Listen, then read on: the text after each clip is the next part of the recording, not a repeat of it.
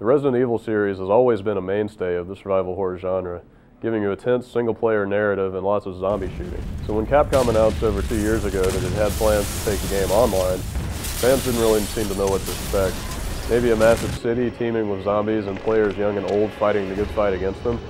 Well, that's what a number of people had hoped for. Resident Evil Outbreak plays a lot more like its predecessors, although it loses sight of a long-winded narrative in favor of a number of bite-sized episodes which can be played through in short gaming sessions.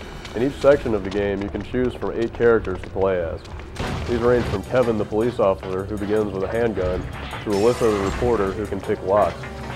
Each character has a specific ability, so all of them are worth checking out, and there are some areas that only certain characters can access, so you'll probably identify a favorite pretty quickly. Other than the short scenarios and the multiple characters, Outbreak plays like just about any other game in the Resident Evil series. You basically run through various rooms, solving puzzles that will allow you to escape the zombie menace. As usual, most puzzles involve simply finding the right item and taking it to the right location. You'll heal yourself with herbs and first aid spray and defend yourself with handguns and shotguns, although environmental objects like metal pipes round out the offensive package. As its premise suggests, you won't be alone in Outbreak. You'll be joined in each of the 5 missions with up to 3 other allies, though in the offline mode they're controlled by AI. Most of the time the AI is pretty good about doing the right thing, such as helping you up when you're hanging from a ledge, but too often they're nowhere to be found when the action heats up.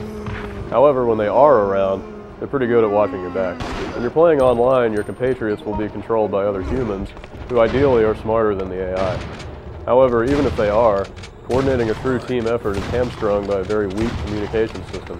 Not only is there no headset support for voice communication, but there's also no keyboard support. Instead, players communicate with a handful of canned phrases which are accessed by pushing the right analog stick in various directions. You can also have a character spit out a randomly generated and contextually appropriate phrase, but more often than not, these are humorously out of place.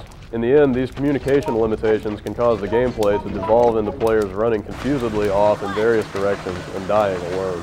Outbreak may be a little clumsy to play, but it sure is pretty.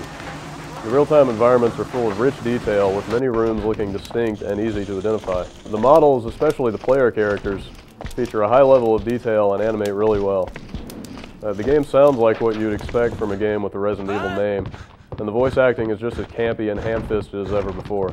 And while a number of the sound effects are similar to what you've heard before, they're still pretty good, and the soundtrack does a nice job of creating a creepy atmosphere. If you're a longtime fan of the Resident Evil series and you find the idea of sharing the experience online to be interesting, chances are you're already playing Outbreak. And that's really the sort of unmitigated love you'll need to get through the game while ignoring its awkward flaws. If you haven't enjoyed any Resident Evil games in the series up to this point, Outbreak won't do anything to change your mind.